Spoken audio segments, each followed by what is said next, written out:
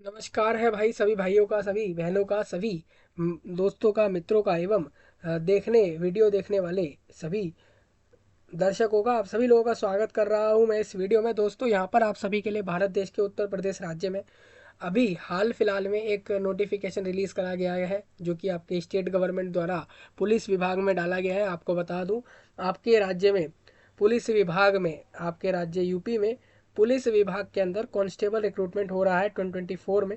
और इसके अंदर कहा गया है कि हमें 60,244 लोग कांस्टेबल की वैकेंसी पर रिक्रूट करने हैं, पूरे राज्य भर में, पूरे राज्य में करेंगे।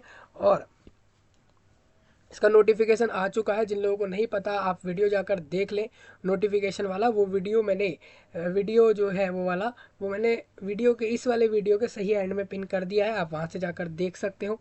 यानी आप सभी लोगों के लिए बहुत बड़ा अपडेट है, गुड न्यूज़ आप कह सकते हैं। लेकिन आपकी जो वैकेंसी दी गई है यहाँ पर, हाँ, यहाँ जो वैकेंसी आपकी दी गई है वो 60,244 दी गई है। यानी आप यहाँ पर जो लोगों को जॉब मिल जाएगी, आपके 60,244 लोगों को यहाँ से रोजगार, आप वर्क कह लो या काम कह लो या जॉब कह लो, वो मिल जाएगी। ठीक है, सिर्फ 60,244। अब आपके पास मौका है कि आपको ये जॉब लेनी है नहीं, वो आपके ऊपर डिपेंड रहेगा। मैं आपको सारी जानकारियाँ क्लियर कर देता हूँ। देखिए, आपके राज्य में है ये वैकेंसी, यानी कि आपके राज्य में जो पुलिस विभाग काम कर रहा है वहाँ पर आपकी जॉब रहेगी, कांस्टेबल का वैकेंसी है। ठीक है, अब इसमें महिला पुरुष सभी लोग फॉर्म भर सकते हैं, लेकिन अब इसमें ऑल इंडिया लोग फॉर्म भर सकते हैं। मतलब ऐसा है कि आप उत्तर प्रदेश राज्य के हो तभी फॉर्म भरेंगे, ऐसा ज़रूरी नहीं। आप अगर दूसरे राज्य के हैं, मान लीजिए आप बिहार के हैं, वेस्ट बंगाल के हैं, केरला के हैं, कर्नाटका के हैं, तेलंगाना, तमिलनाडु, हिमाचल प्रदेश, आंध्र प्रदेश या उत्तराखंड के भी होंगे, तब भी आप लोग इसमें फॉर्म भर सकते हो। ऑल इंडिया लोग फॉर्म भर सकते हैं, स्पेशली दूसरे देश के भी लोग जो परमानेंट रेजिडेंसी रख रहे हैं भारत देश में, और 1962 के 1 जनवरी से पहले वो आ चुके भारत देश में, परमानेंटली सेटल्ड हो गए हैं, वो लोग भी फॉर्म भर सकते हैं। ये चीज़ें नोटिफिकेशन में दी गई है भैया, मैं खुद से कोई पॉइंट नहीं रख रहा हूँ, सारी बातें विद प्रूफ आपके साथ रख रहा हूँ। कल को कोई कैंडिडेट ये ना कहे कि भाई आप लोग, आप वीडियो में ऐसा कह रहे थे और आपने, हमने जब देखा तो हमें पता लगा कि यार हम लोग एलिजिबल नहीं है और आपने कैसे बताया, ऐसे लोग कहते हैं। तो मैं आपको क्लियर बता दूं भाई, नोटिफिकेशन के सारे पॉइंट के बिहाफ पर मैं आपसे बता रहा हूँ सारी चीज़ें। ठीक है, और ऑल इंडिया लोग तो फॉर्म भर ही सकते हैं। ठीक है, ऑल इंडिया मीन्स आप भारत देश के किसी भी गली मोहल्ले के होंगे तो आप लोग फॉर्म भर ही सकते हो। लेकिन आप अगर दूसरे देश के हो तो आप परमानेंट रेजिडेंसी के साथ भारत देश की फॉर्म भर सकते हो, ये कंडीशन लिखे गए हैं आपके नोटिफिकेशन में। अब बात है एज क्राइटेरिया के ऊपर, एक नोटिस आया है, बहुत इंपॉर्टेंट अपडेट है, वही उसी के लिए वीडियो लाया गया है आपको बताने के लिए। आपको बता दूं दोस्तों, ये भारत देश में उत्तर प्रदेश नाम का राज्य है और उस जगह पर पुलिस विभाग में रिक्रूटमेंट रहेगा। मतलब आपका राज्य में किसी भी पुलिस स्टेशन पर, किसी भी जगह पर ये वैकेंसी आपकी रिक्रूट हो सकती है, मतलब आपकी जॉब कहीं भी हो सकती है राज्य में। ठीक है, अगर आप दूसरे राज्य से होंगे तो आप उत्तर प्रदेश राज्य आकर इस जॉब को लेंगे। सिंपल सा प्रोसेस है, सबको समझ आ रही है सारी जानकारियाँ। वैकेंसी एक बार मैं आपको नंबर क्लियर करूँ, लोगों को एक बार एक्चुअल नंबर यहाँ पर क्लियर अभी तक शायद है नहीं, तो एक बार मैं आपके लिए क्लियर कर रहा हूँ। ध्यान से देखिए, देखिए ये भाई लोगों की बात हो रही है, लोगों की संख्या है ये 60,244। आप देख रहे हैं ना, इतने ज़्यादा लोगों को यहाँ से जॉब मिलेगी, सरकारी जॉब होंगी सबकी, स्टेट गवर्नमेंट में जॉब होगी। ठीक है, हाँ, आपको अगर रिजर्वेशन जो भी ले रहे हैं इसमें अप्लाई करने के लिए, अगर आप SC ST हो तो आप राज्य के SC ST होंगे तभी आपको फ़ायदे मिलेंगे। आप दूसरे राज्य के हो तो आपको बेनिफिट नहीं होंगे, क्योंकि आप उनके लिए एक जनरल कैंडिडेट होंगे। डेफिनेट सी बात है, अगर कोई स्टेट गवर्नमेंट अपने राज्य में रिक्रूटमेंट निकालेगी तो वो अपने राज्य के रिजर्व को ही जो है प्रायोरिटी देगी। लेकिन मुझे ऐसा लगता है कि अगर आप राष्ट्रीयता लेते हो तो इस वजह से आपको पूरे देश के लोगों को एक समान देखते हुए दूसरे राज्य वालों को भी रिजर्वेशन, अगर वो अपने राज्य में SC ST है तो आपके राज्य में भी उनको रिलैक्सेशन और रिजर्वेशंस मिलने चाहिए, ये मेरा मानना है। बाकी जो भी रिक्रूटमेंट के रूल है वो मैंने आपको क्लियर कर दिए हैं। अब देखिए, उत्तर प्रदेश पुलिस भर्ती विभाग जो है, भर्ती और प्रमोशन दोनों करने के लिए यही वेबसाइट पे आपको मिलते हैं अपडेट। तो उसके लिए वेबसाइट बनाया गया यूपी गवर्नमेंट द्वारा, पुलिस विभाग द्वारा। तो आप यहाँ से देख लोगे। यहाँ पर आप नोटिस के अंदर देख सकते हो, आरसी नागरिक मीन्स हो जाता है कांस्टेबल का वैकेंसी है, ठीक है। आप यहाँ से नोटिफिकेशन देख लोगे एक आयु सीमा के संबंध में, ठीक है। एक आपका आपकी जो फॉर्म में अप्लाई करने के लिए जो एज था वो क्राइटेरिया लोगों के लिए एक डिफ़िकल्ट बैरियर बन रहा था बीच में आके कि भाई एज आप बहुत एक लिमिटेड दे रहे हो, ऐसे में एज आपकी निकल गई, हमें पता भी नहीं लगता, और आप लोग जब जॉब दोगे तो ऐसे में हम फॉर्म भरेंगे, हमारी तो एज ही नहीं है वो, तो हम फॉर्म कैसे भरेंगे। तो ये एक बहुत ज़्यादा लोगों को सफ़र करने वाली बात थी। इस वजह से एज में रिलैक्सेशन आपके यूपी गवर्नमेंट द्वारा दिया गया है। अब वो कितना दिया है, किस किस को दिया है, वो मैं आगे आपको क्लियर कर देता हूँ। आपको सारी जानकारियाँ क्लियर करी जाएंगी इस वीडियो में, जो भी लोग एंड तक देख रहे हैं, ठीक है। हाँ, 2 से 3 नोटिस है, नोटिफिकेशन के भी कुछ पॉइंट आपको यहाँ क्लियर करने वाला हूँ, सभी भाइयों बहनों की आसानी के लिए आपको सारी चीज़ें यहाँ क्लियर कर दूंगा। ठीक है भाई, तो सभी लोग ध्यान से सुने, ऑल इंडिया लोग ध्यान से सुने इस बात को। सबसे पहले हम चल रहे हैं इस पे। आपको देखिए एक एक नोटिस मैं दे देता हूँ वीडियो के नीचे, आपको कहीं भी परेशान होने का जरूरत इसमें नहीं होता है। आप देखो तो ये आपका नोटिफिकेशन है जिसमें बताया गया पुलिस में आरसी नागरिक कांस्टेबल को कहा जाता है भाई। पुलिस के अंदर ये सीधी भर्ती होगी। सीधी भर्ती मतलब एक एग्जाम कराएंगे, उसका सिलेबस दे दिया है इन्होंने नोटिफिकेशन में। उस सिलेबस को पढ़ के आप चले जाओ, वहाँ पर जाकर पढ़ने के बाद इस सिलेबस में जो भी टॉपिक आ रहे हैं वहाँ पर उसके आंसर्स करके आ जाओ। उसके बाद ये आपका फाइनल एक मेरिट बनाएंगे, लिस्ट बना देंगे, कहेंगे भाई हाँ हाँ ये लोग सिलेक्ट हो गए, इन लोगों ने पास कर दिया इस एग्ज़ाम को, आप सभी को हम जॉब दे रहे हैं, आप आ जाओ, आपको जॉब मिल जाएगी। इस तरीके से आपको जॉब देंगे। आपका डॉक्यूमेंट वेरिफिकेशन कराएंगे, और फिजिकल भी हो सकता है क्योंकि ये एक पुलिस में जॉब है, और इस तरीके से आपका ये जॉब होगा। टोटल वैकेंसी 60,244 है। उसमें से यूआर वालों की 24,000 के करीब है, ईडब्ल्यूएस की 6,000 है, और ओबीसी की 16,000 करीब है। अगर आप बात करो सबसे कम वैकेंसी इन्होंने अनुसूचित जनजाति की दी है, क्योंकि आपके राज्य में एसटी जो है वो एसटी लोग जो है वो सबसे कम है, ठीक है। बाकी लोगों की वैकेंसी तो जितनी ज़्यादा जनसंख्या और जिस तरीके से वहाँ पर जो आर्थिक स्थिति है लोगों की, उसके बेस पर, और कम्युनिटी और कास्ट के बेस पर इन्होंने वैकेंसियाँ दी हैं, जो कि हर लोग देते हैं। सैलरी आपका ये बता रहे हैं 22,000 रुपये देंगे स्टार्टिंग में, और एक समय आपको 30-40 हज़ार तक भी देंगे। तो ये आपका सैलरी हो जाएगा, ठीक है। अभी जिन लोगों को मान लीजिए दूसरे राज्य में जॉब ढूंढ रहे हैं और उनको अगर इधर नहीं जाना तो झारखंड में भी जा सकते हैं। झारखंड में भी वैकेंसी आ रखी है, अब झारखंड जा सकते हो, ठीक है। असम वाली तो फिल हो गई है, छत्तीसगढ़ वालों की अभी चल रही है, छत्तीसगढ़ में भी आप जा सकते हो। हाँ, अब जरूरी नहीं है कि आप उत्तर प्रदेश राज्य की वैकेंसी लो, आपको एक जॉब करनी है। अगर आप पुलिस विभाग में कांस्टेबल चाह रहे हो तो जरूरी नहीं आप उत्तर प्रदेश में ही जाओ, आप ऐसे में छत्तीसगढ़ जा सकते हो, झारखंड जा सकते हो। तो अलग अलग जगह रिक्रूटमेंट एक साथ चलाई इसीलिए जाती है कि आप लोगों को समझ रहे कि यार हमें इतना दूर नहीं जाना, हमें पास की वैकेंसियों को ले लेना है, ठीक है। एक बार ये कैटेगरी वाइज ये वैकेंसी आप सभी लोग समझ लो। फॉर्म आज से चालू हो रहे हैं, अभी चालू नहीं हुए। इवनिंग के बाद मैं आपको फॉर्म भर के बता दूंगा, इवनिंग तक का आप वेट करें। हाँ, इसमें आपका एक OTR करके एक इशू रहेगा। OTR means one time registration होता है, वो मैं आपको करा दूंगा।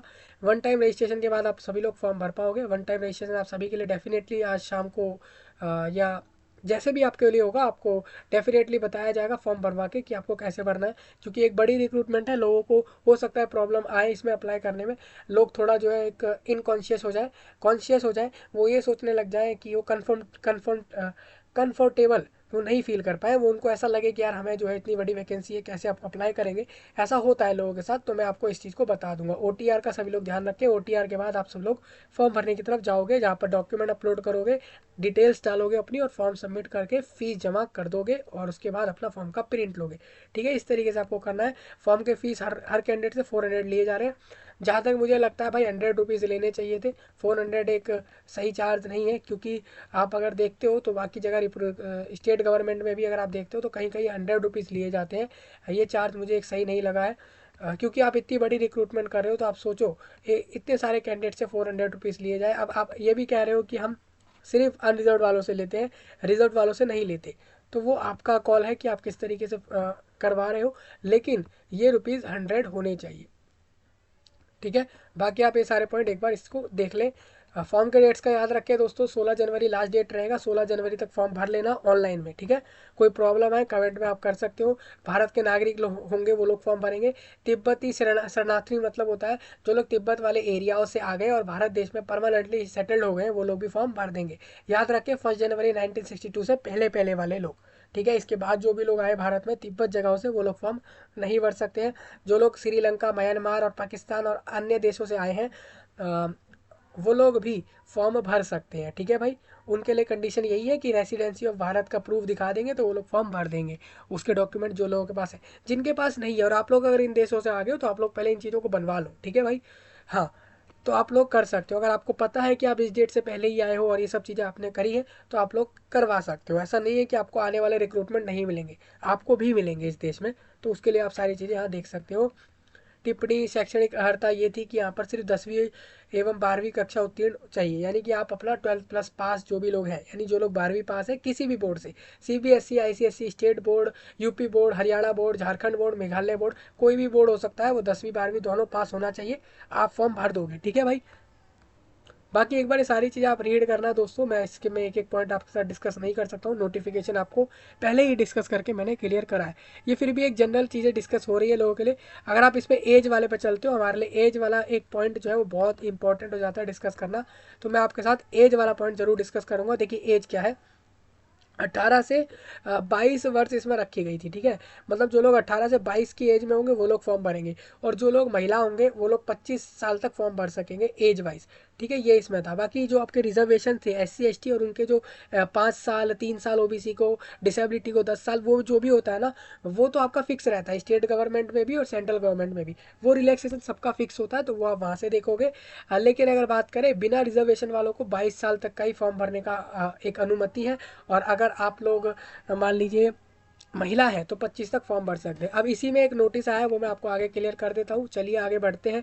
सबसे पहले आप देखो 26 दिसंबर का एक नोटिस है, कोरिगेंडम मीन्स थोड़े चेंजेस करते हैं, शुद्धि पत्र मतलब कुछ उसमें हमने शुद्धि कर दी है, कुछ चेंजेस कर दिए। कोरिगेंडम मीन्स हम उसमें उसमें जो है चेंजेस लाए हैं हम अपने पहले वाली बातों के अंदर, जो हम पहले कुछ कह रहे थे उसमें हम थोड़ा बदलाव लाए हैं। उत्तर प्रदेश पुलिस में पुरुष एवं महिलाओं के लिए RC चयन प्रक्रिया पूर्ण करने हेतु ऑनलाइन आवेदन पत्र आमंत्रित करने विषयक बोर्ड द्वारा प्रकाशित सूचना।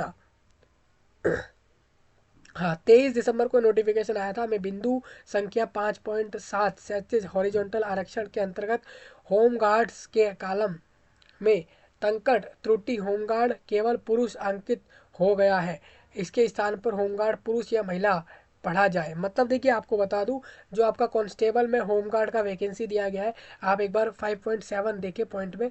मैं एक बार आपको आगे लेके चलता हूँ इसमें नोटिफिकेशन में। 5.7 बहुत इंपॉर्टेंट पॉइंट है भाई आपका ये, और ये हर जगह होता है। नोटिफिकेशन दे दिया उसके बाद कहा हमने भाई ये गलतियाँ कर दी हैं, वो गलतियाँ कर दी है, तो हर जगह देखने को मिलती है। मैं आपको दिखा दूँ, ये एक चीज़ है। हाँ ठीक है, ये रिजर्वेशन वालों का है। जैसे आप देखते हो स्वतंत्रता संग्राम सेनानी के जो डिफेंडर हैं उनके लिए वैकेंसीज हैं, उनके लिए टोटल वैकेंसियों में से 2% वैकेंसी उन लोगों के लिए, 2%। अगर आप 26,000 का 2% निकालोगे तो जो भी वैकेंसी आ रहा है वो आप लोगों के लिए है। और उत्तर प्रदेश स्वतंत्रता संग्राम सेनानी के आरक्षित सिर्फ यूपी के ही जो लोग फ्रीडम फाइटर्स रहे उन्हीं के जो डिफेंडर होंगे वही लोगों के लिए बताया गया, उनकी वैकेंसी आई है।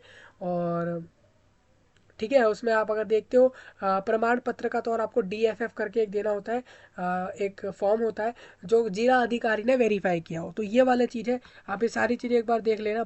एक्स सर्विस मैन जो है उनको बेनिफिट मिलेंगे, लेकिन अगर वो उत्तर प्रदेश के एक्स सर्विस मैन होंगे तभी। ठीक है, तो आयु में उनको 3 साल की छूट भी मिलेगी। ये तो पहले से ही है, अभी जो नया नोटिस आया वो तो भी आपको आने वाले समय में बता रहा हूँ मैं, तो आप ये सारी चीज़ें रीड कर लेना।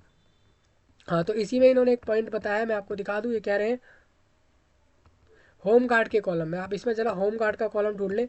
ये देखिए होम गार्ड आपको तीसरे नंबर पर मिल जाता है। इन्होंने बोला है होम गार्ड में आपको कहा है कि केवल पुरुष ही फॉर्म भर सकते हैं।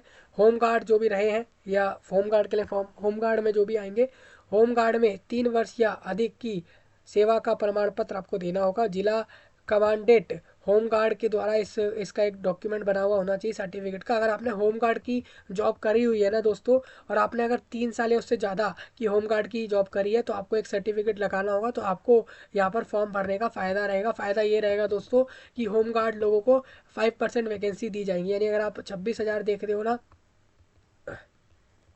देखिए आप अगर 26,000 जितनी वैकेंसियाँ देख रहे हो, ठीक है, यानी कि 260 वैकेंसीज, ये आपका हो जाता है 1%।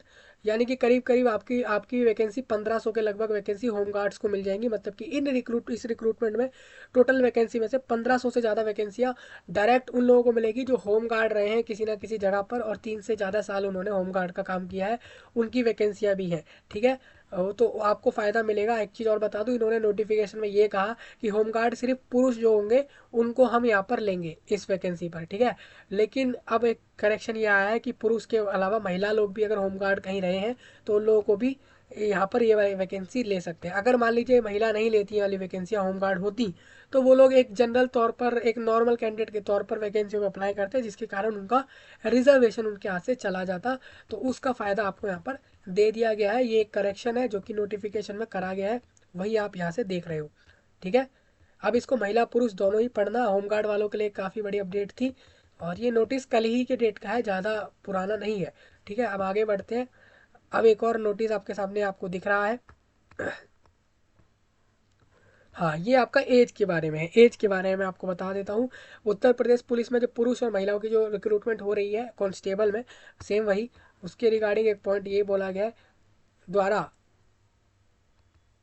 सभी श्रेणी के अभ्यर्थी को आगे, सभी श्रेणी मतलब कि जितने भी श्रेणी, मतलब अगर आप एससी हो, एससी हो, एससी हो, एसटी हो, ओबीसी हो, ईडब्ल्यूएस हो और जनरल हो, या फिर आप डिसेबल्ड हो, या फिर किसी भी वर्ग में आ रहे हो, किसी भी श्रेणी में आ रहे हो, अधिकतम आयु सीमा में 3 वर्ष की छूट प्रदान की गई है। बोर्ड की विज्ञप्ति, ठीक है, तक संशोधित समझा जाए। भाई देखिए, बहुत बड़ा अपडेट है आप सभी के लिए।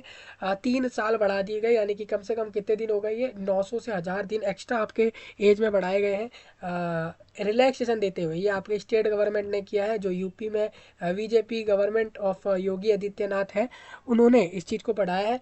और इस चीज़ को बढ़ाते हुए उन्होंने 3 ईयर रिलैक्सेशन दिया है। तो ये आपके लिए बहुत बड़ा अपडेट है। यानी आप देख लो, आपका अगर मान लीजिए आप देखो नोटिफिकेशन में जो आपका एज दिया हुआ था 22 साल, तो आप 22 साल की बजाय अब आप लोग 25 साल तक फॉर्म भर सकते हो। 25 साल की एज होने तक का फॉर्म भर सकते हो। और जो महिलाएं हैं वो 25 साल की हो गई है तो वो लोग भी 28 साल की उम्र होने तक फॉर्म भर सकते हैं। अगर आप मान लीजिए SC ST हैं तो आपके पास 27 साल तक का फॉर्म भरने का समय था 5 साल रिलैक्सेशन के बाद। अब वही 27 साल 30 साल हो गया है। 3 साल आप सभी के लिए बढ़ाए गए। अभी देखिए, इसमें पता है लोगों में आपस में कंपैरिजन चालू हो जाता। अगर ये लोग किसी स्पेसिफिक कैटेगरी में बढ़ा देते तो लोग कहते भाई हमारी कास्ट में, कैटेगरी में रिलैक्सेशन दिया है, ये हमारे लिए बेनिफिट है, और दूसरे कैटेगरी वाले लोग कहते कि हमारे में नहीं मिला है। तो ऐसे में फिर उनके भी वही सब हो जाता कि रोडों पर निकलना लोगों का चालू हो जाता। और वही सब जो आप 2 दिन पहले देख रहे थे, रोडों का दृश्य, कि लोग रोडों पर जा रहे थे और वो धरना भी दे रहे थे और वो कह रहे थे कि यार हमारे को रिलैक्सेशन दो, हमारा एज निकल गया, क्योंकि आपने नोटिफिकेशन बहुत लेट दिया है, आप रिक्रूटमेंट कर नहीं रहे हो काफ़ी समय से, और आप जब कर रहे हो तो एज भी ऐसा दे रहे हो कि हम लोगों का एज ही निकल गया। अब उन लोगों की क्या गलती है भाई, जिन लोगों की एज निकल गई, जब आपने नोटिफिकेशन तब नहीं दिया और अब दे रहे हो, तो ऐसे में जिनकी एज निकल गई वो लोग फॉर्म कैसे भरें। तो इसी वजह से ये एज में रिलैक्सेशन आपको दे दिया। अभी देखिए, हर कोई समझ ले, यही बात इंपॉर्टेंट होती है। अगर यूपी गवर्नमेंट आपकी ये बातों को सुन रही है, समझ रही है, तो आपके लिए बहुत अच्छी बात है। तो आपको अब 22 के बजाय 25 साल हो जाते हैं। जितने भी साल आपके, जितनी भी कास्ट वाइज जितनी भी मैक्सिमम एज थी, उसमें आप 3 3 साल जोड़ दो, सभी लोग, सभी के लिए रिलैक्सेशन होगा, ठीक है भाई। बाकी तो नोटिफिकेशन वाला वीडियो आपको बता ही दिया गया, वहाँ से जाकर देख लो। तो यही आपके लिए अपडेट था, मैंने सारी जानकारी कवर कर दी है, एज वाइज और सारी चीज़ें। आपको फिर भी कोई पॉइंट लग रहा हो आप कमेंट में ज़रूर बताना। और फॉर्म फिलअप मैं आपको जल्दी कराने वाला हूँ। और आप इस जानकारी को ज़रूर शेयर करा करें लोगों को। ये इंपॉर्टेंट होता है, लोगों तक जानकारी पहुँचनी चाहिए कि उनके राज्य में जॉब आ रही है, उनको पता ही नहीं लग रहा। और जब वो फॉर्म चला जा रहा है तब वो देख रहे हैं यूट्यूब पर, उनको दिख रहा है कि यार ऐसी भी कोई जॉब आई, तो फिर उनका क्या फ़ायदा है। ठीक है, अगर आप शेयर भी कर रहे हो, समय से कर रहे हो, तो डेफिनेटली आपका भी इसमें फ़ायदा यही है कि आपको कोई कहेगा कि हाँ यार आपने मेरे को ये जॉब बताई तो मैं फॉर्म भर पाया। तो ये चीज़ें होती है दोस्तों। आप अगर ऐसे मदद करोगे लोगों की तो डेफिनेटली उनको भी रोज़गार, जॉब मिलेंगी। तो इस तरीके से होता है। बाकी आपके ऊपर रहेगा शेयर करना नहीं करना, वो आपके ऊपर टोटल डिपेंड करेगा। अब आपसे यही कहूँगा, इंडिया में एक एक गली मोहल्ले तक इस जानकारी को ज़रूर शेयर करें, ऐसा मैं आपसे उम्मीद कर रहा हूँ। मैं आपसे मिल रहा हूँ नए टॉपिक में, नए वीडियो में। तब तक के लिए आप सभी का धन्यवाद।